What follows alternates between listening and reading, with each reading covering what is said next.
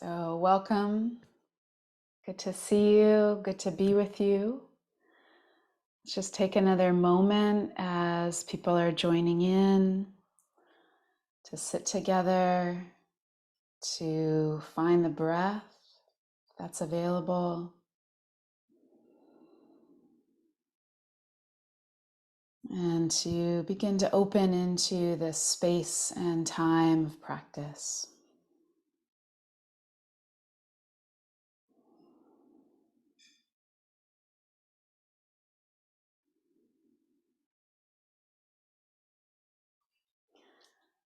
So let's begin our time together today with some chanting.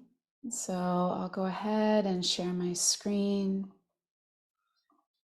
And for those of you who might be newer to the chanting, we practice this every Sunday Sangha, and this is an opportunity to honor these ancient teachings, this tradition, honoring the Buddha, honoring Refuge, and also allowing for an embodiment of the teachings, which is part of our theme today, is how do these teachings become embodied?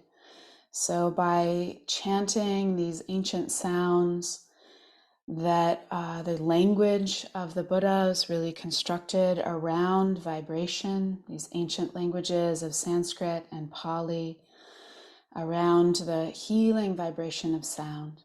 So whether you're listening, just listening in, or you are joining in the chant, it's an opportunity to practice. So let's see. I'm going to chant. I can zoom in.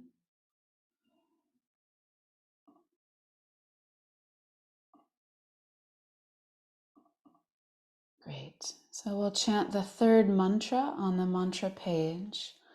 Buddham, Buddham, Buddham, one day. Dhammam, Dhammam, Dhammam, one day. Sangham, Sangham, Sangham, one day. Buddham, Dhammam, Sangham, one day. So this is a refuge chant. I go, so one day I revere or I honor, take refuge in the Buddha, the Dhamma, and the Sangha. Buddham, Buddham, Buddham, one day. Dharmaham, Dharmaham,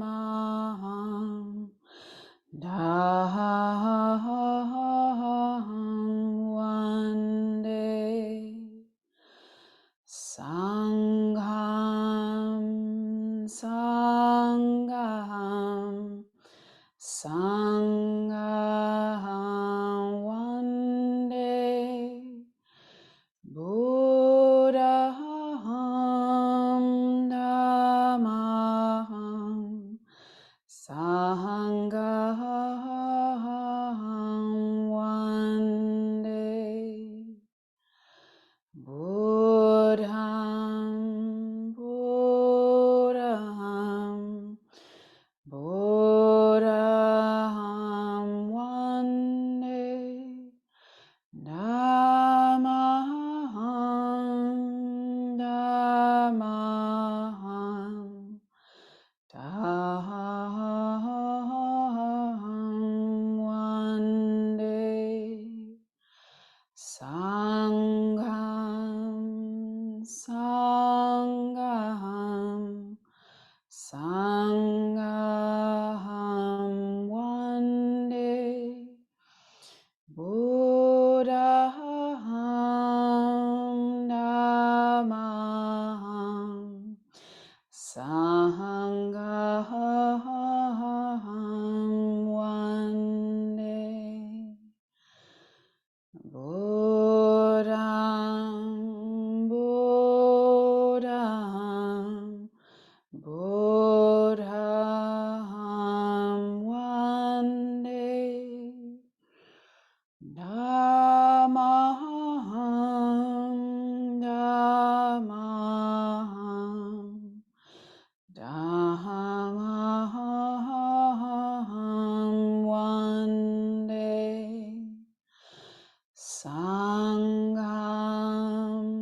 Sangham. Sangham one day. Buddhaham Dhammaham Sangham one day.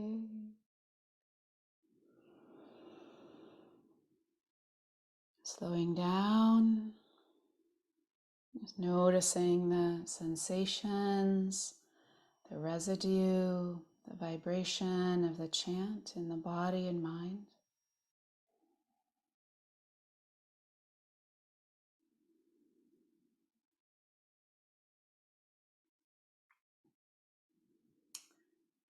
And then on the next page, page 4 in the chanting booklet, if you're using the chanting booklet or on the screen, this recollection of the Triple Jewel. So this teaching that has traveled through time and space, this core Buddhist teaching.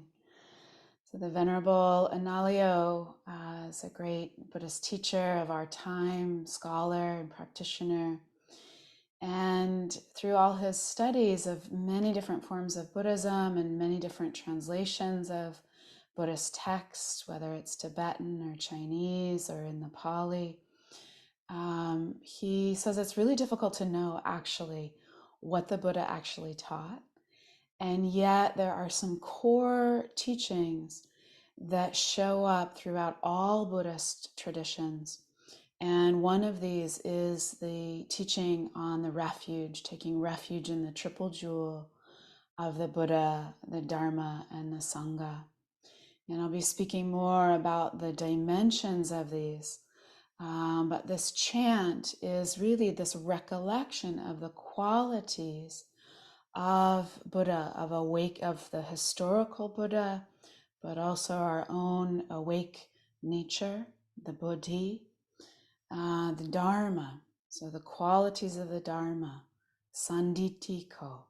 It is always here and now. No matter what you are going through today, in this moment, this is Dharma. This is the arising of Dharma, always here and now. Akaliko, timeless, regardless of time and place, the Dharma is always here. Ehi pasiko, so pas means to see, insight. It's this inner knowing, investigation or inquiry. So inviting investigation. This is the invitation of the Dharma. The Buddha didn't teach to believe. That was not the core teaching. He taught this is the experience that he had had.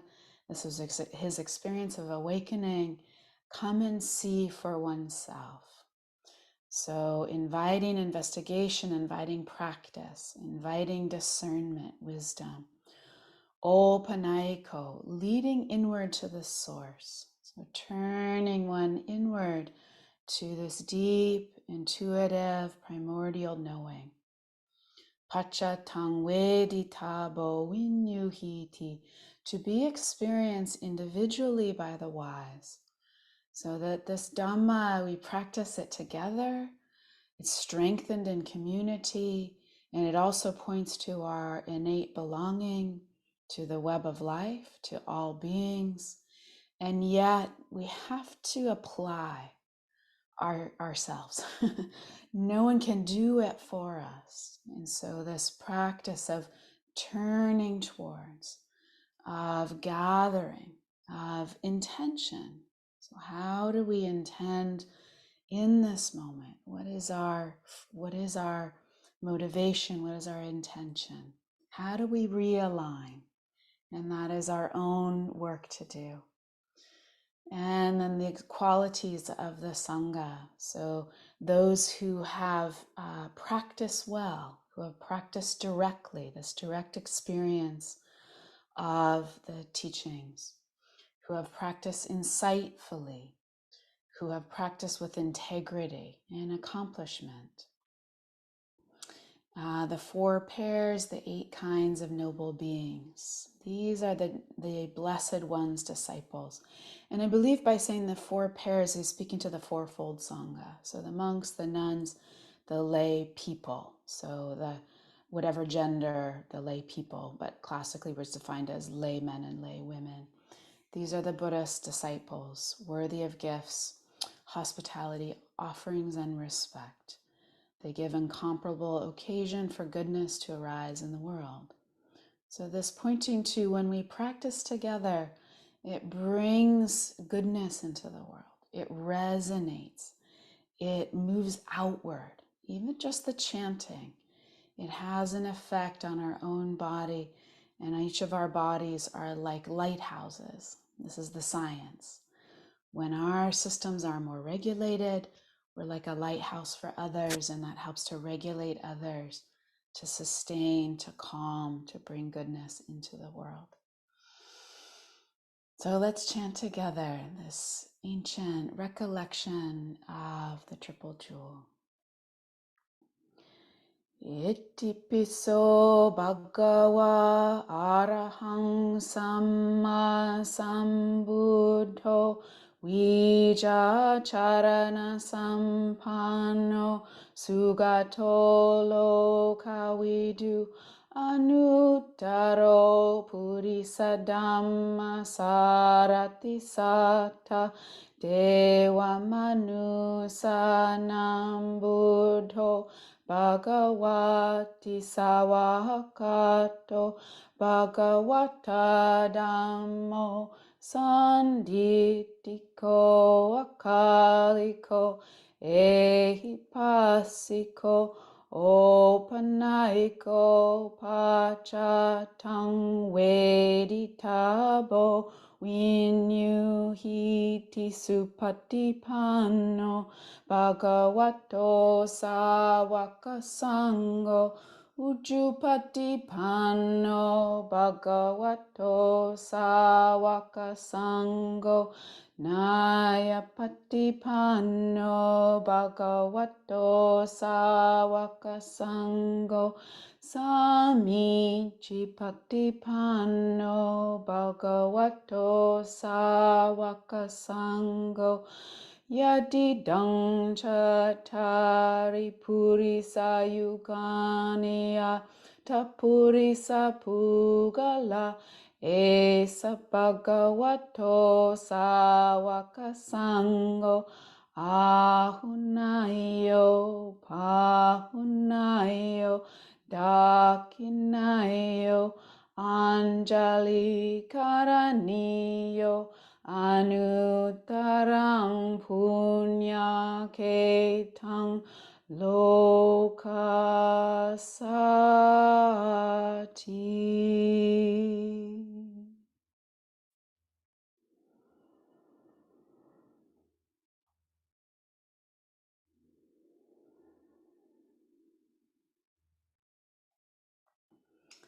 And finishing our chanting with a mantra from page 3. And the last, the 5th mantra down under the mantras. So Om Mani Padme Hum. This homage to Avalokiteshvara, Kuan Yin, the embodiment of the responsive nature of the compassionate heart. That is the essence of who we are. And this Kuan Yin is the embodiment of the heart that when it is touched by suffering, responds wisely, responds in an embodied way. And this is part of our theme of today's practice and teaching. So refuge and response through embodied presence. So let's chant together. Om Mani Padme Hum.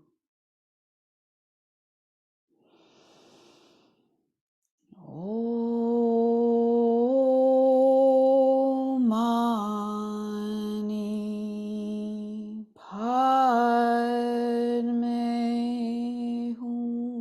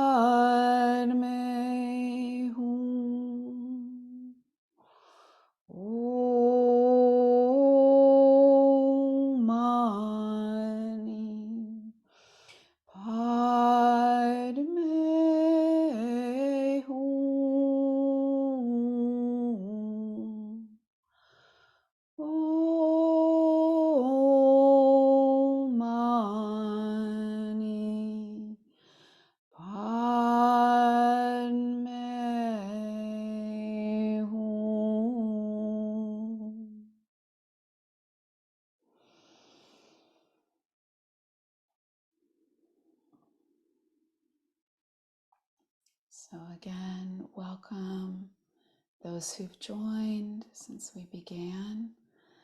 My name's Djuna Devereaux. It's really good to be with you for this time together. And let's move into a period of sitting. So I'd like to sit together for about 20 minutes. So find a posture that can hold, that you can be in, that you can rest in, that you can find some comfort in for that period of time, whether that's sitting, standing, walking, or lying down.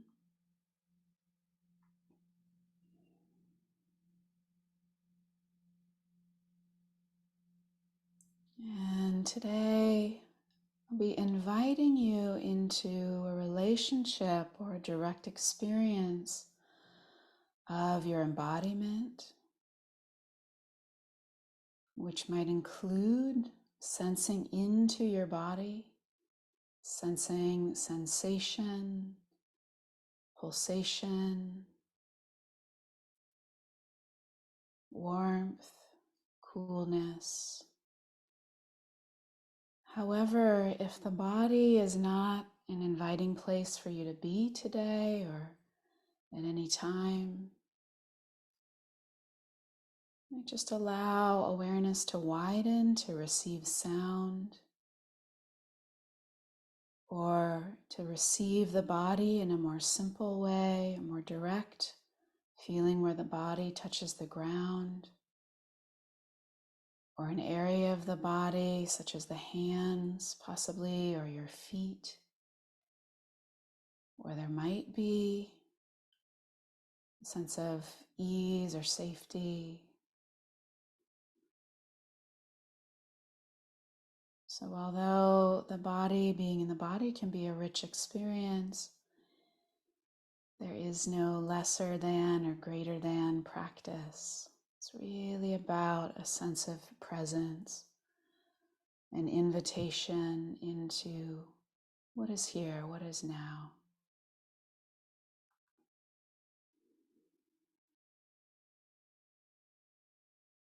So you might deepen your breath as a way of regulating, of nourishing the body.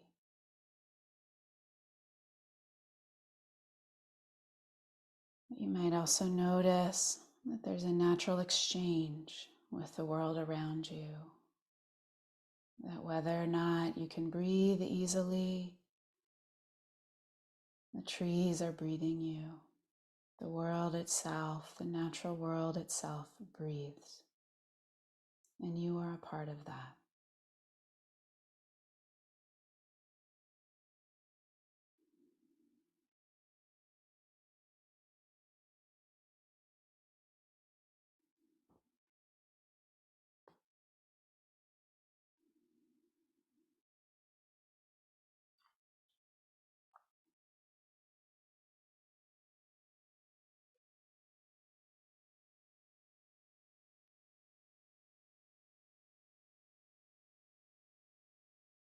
You might notice what is enjoyable,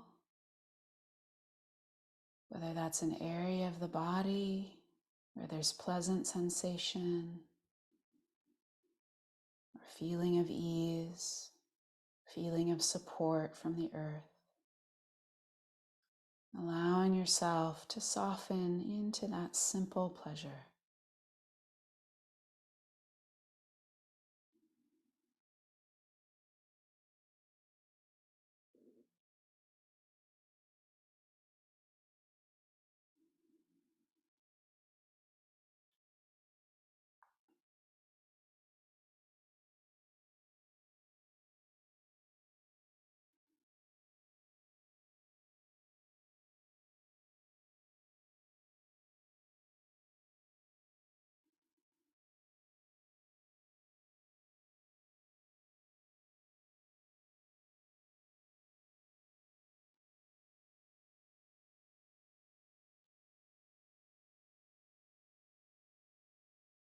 And as we notice areas of ease or comfort,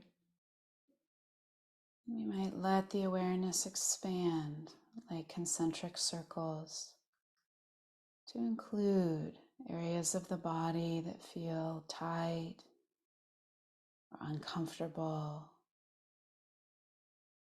areas of our experience where there might be resistance or pain,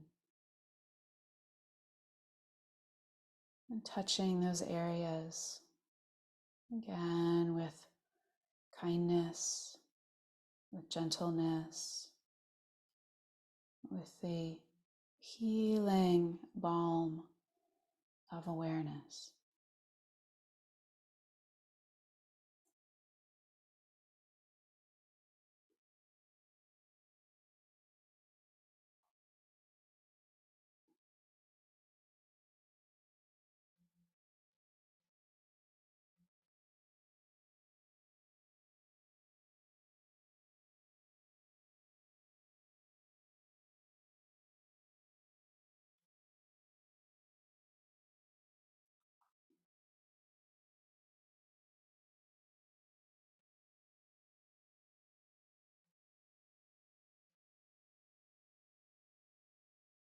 And if your mind is quite busy, it might be possible to notice the somatic response.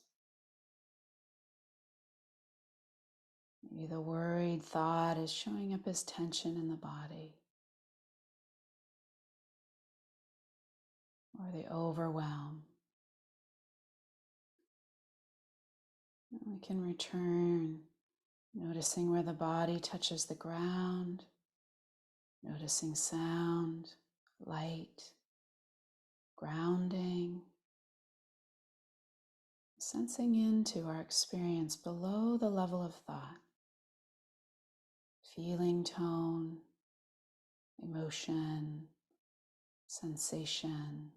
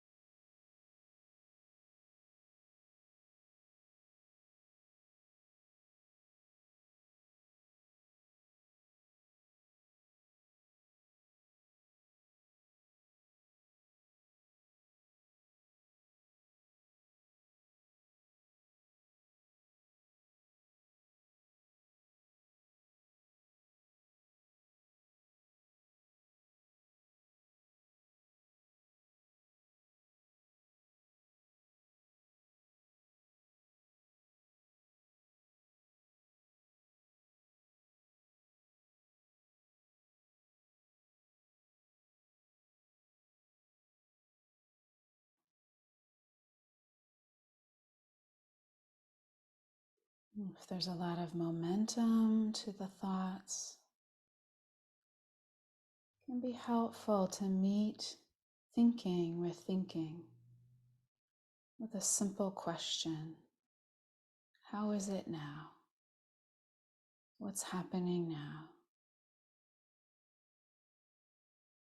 This open-handed invitation into presence, into receiving our embodied experience here and now.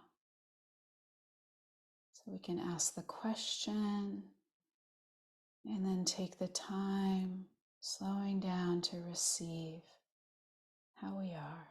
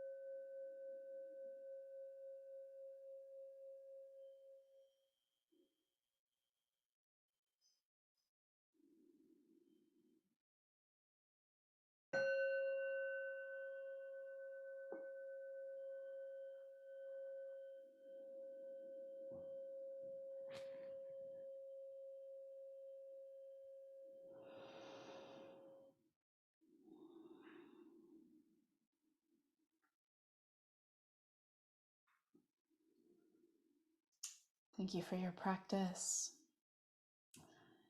And again, my name's Djuna Devereaux. My pronouns are she, her.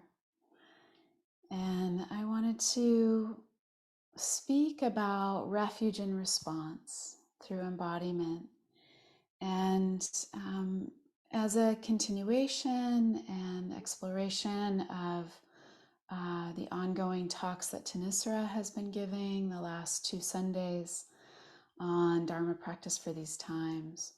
So really this orientation of our practice around how does this internal cultivation support us in responding to the crises, multiple crises of our times, which includes the climate collapse, the climate crisis.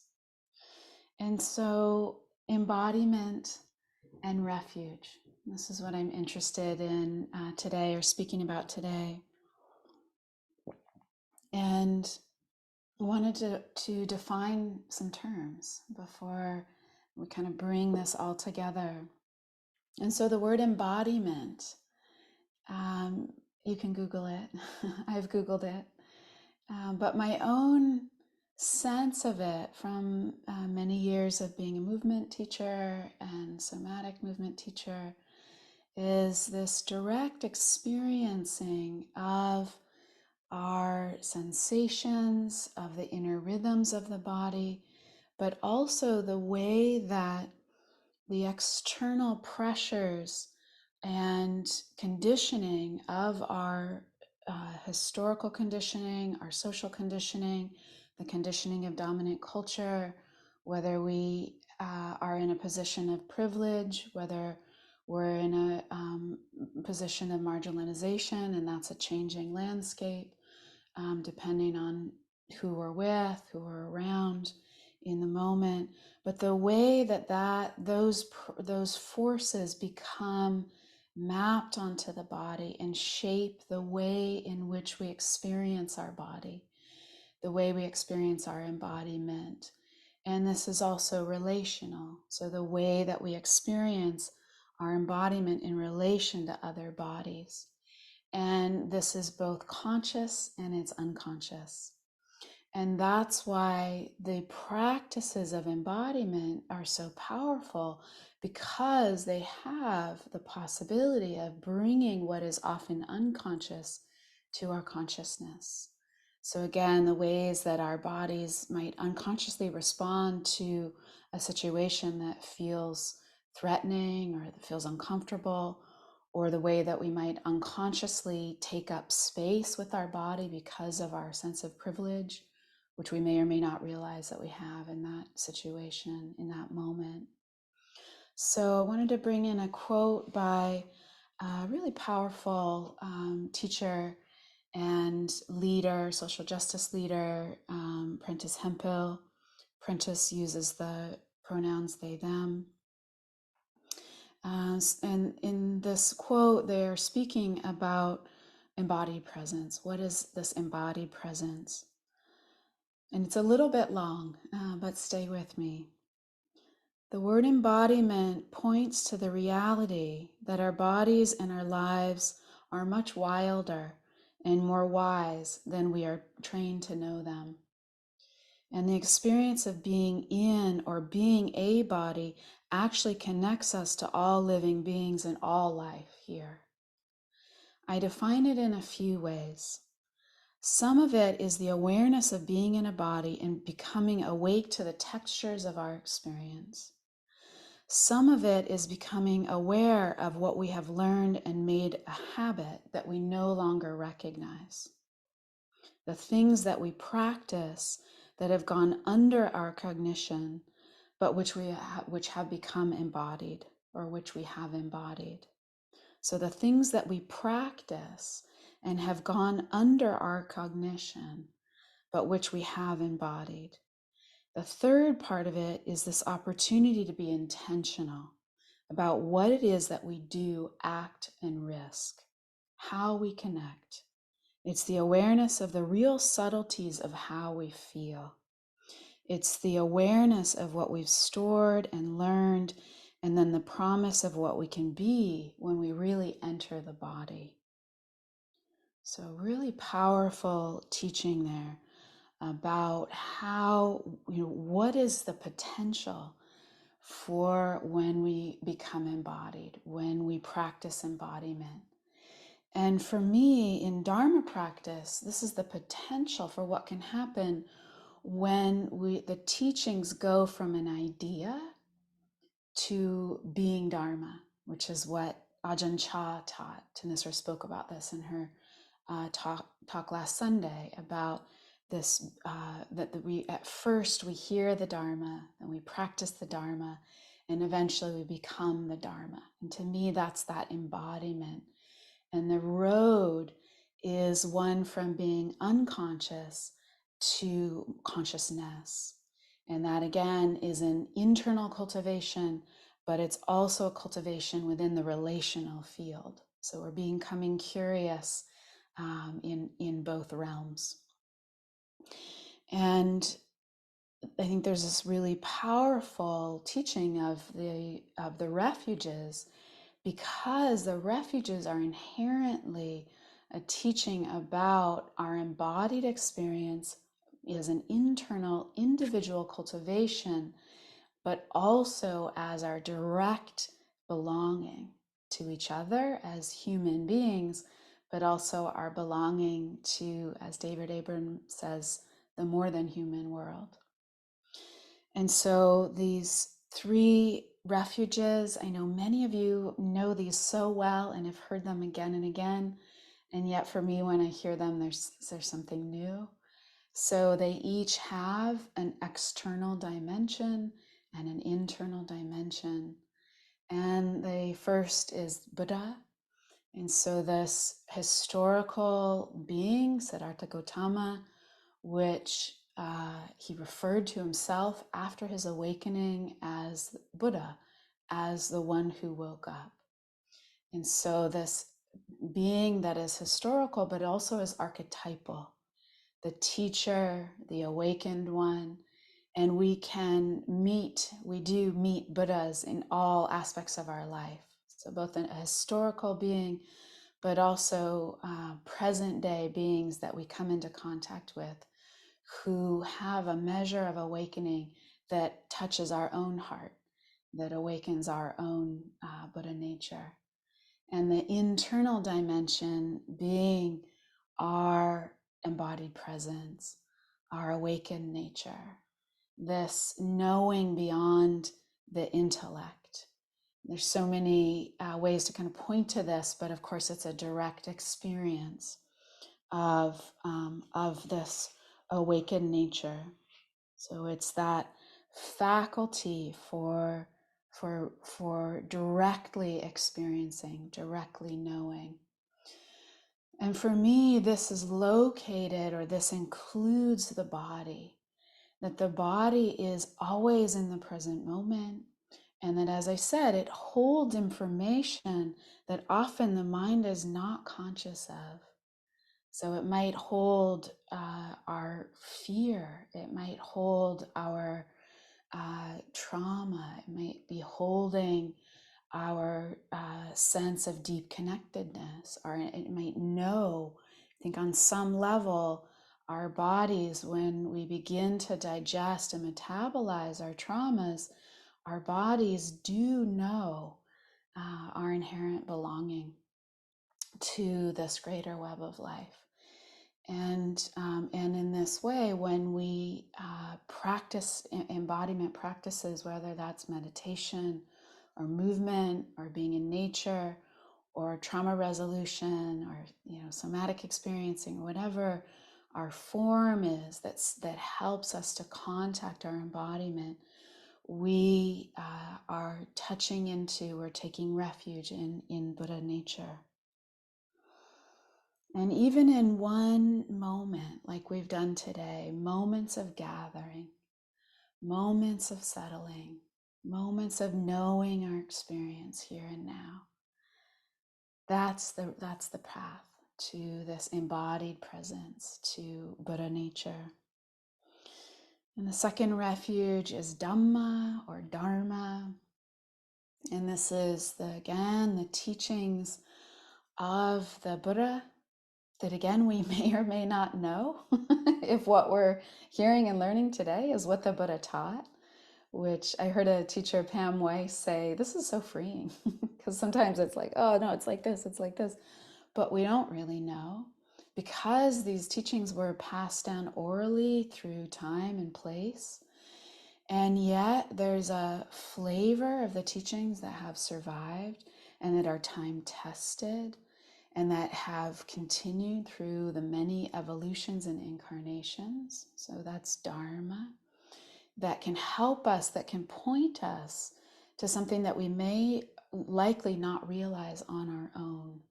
So even the simple teaching of, anchoring awareness to breath or to the body or to sound, I wouldn't have come to that on my own. So simple, so powerful, embodied presence. And so that's Dharma, but then there's also this teaching of Dharma that is nature. That is, whatever is arising now is Dharma. Whether it's difficult, whether it's chaotic, whether it's messy, it has the potential to wake us up, to allow us to realize the nature of reality, that all things are interconnected, that there's this sense of things arising because of other things, that there is karma, that there is a cause and effect nature of reality, that what we do makes a difference, that there's a ripple effect out into the world, and that all things are in a state of becoming and dissolution. So whatever is happening now it has come into being because of other causes and conditions, and is already in a state of change. The body is a direct touching into that, because when we experience the body or experience our sense of hearing sound, receiving sound, or we just receive the way that the earth supports us, we can feel that that's a changing landscape. That however much we want to fix ourselves or have a sense of certainty about how things might be, it's always changing. And that the body is also in a state of aging, of possibly sickness or wellness, somewhere in between, pain or ease. We know those who have passed are in a place of passing. And so in this way, again, the body awakens us to nature. This is the nature of reality. And we can touch into that moment by moment. And Sangha, so this is the dimension of literally the fourfold Sangha, of the monastic community and the lay community, of other beings that are on this path with us. But this is also our internal dimension of practice, the way we apply ourselves moment by moment, the way that we come to know the many dimensions of our own being, our internal Sangha, and again, our inherent belonging to the web of life. And in this, there is a responsibility. There is this direct need to respond to what is arising in our world today. Because this body, this very existence, depends upon the cycle of life that is threatened, that is imperiled by human activity. And so this is where there's a responsiveness. I think the more that we touch into these truths, the more the heart begins to want to respond to what is happening now. And the more that we touch into these truths, the more there's a possibility for that response to be wise, for that response to be compassionate, for that response to be aligned, for that response to not perpetuate the same violences and biases and divisions that dominant culture have often instilled in us, again, without us realizing it.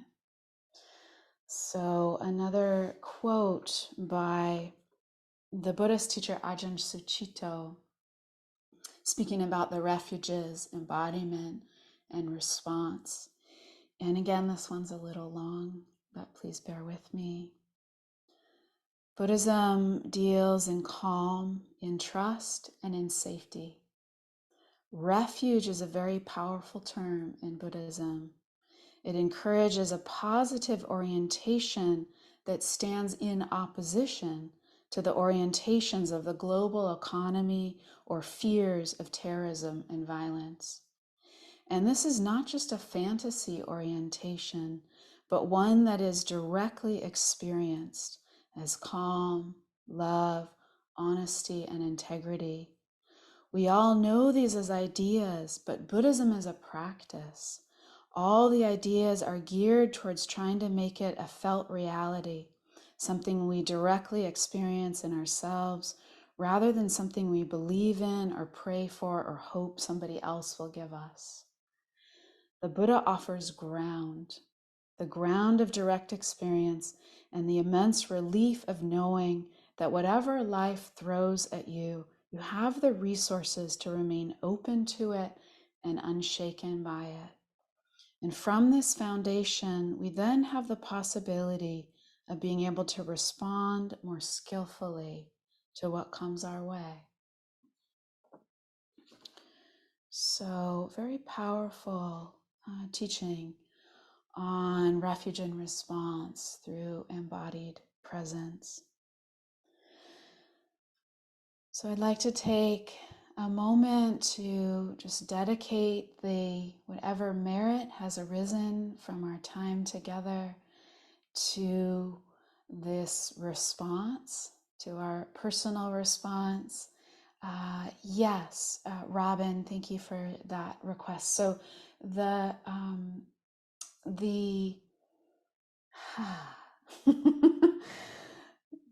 I'll put the sources in the chat just as soon as I give the dedication of merit. Sorry, my mind was making a shift there. And they are also included in the YouTube videos. So if you go to the Sacred Mountain Sangha website, there's a link to all of these Sunday Sangha videos, and it's through YouTube. And then it has the resources for what was referred to or given in the talk.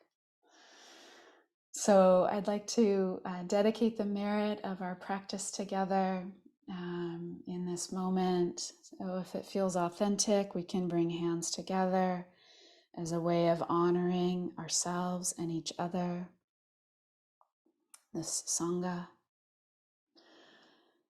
And may the benefit, may the merit of our practice together, of our collective intention for awakening, for non-harming, for generosity, and for responsiveness to the crises of our time.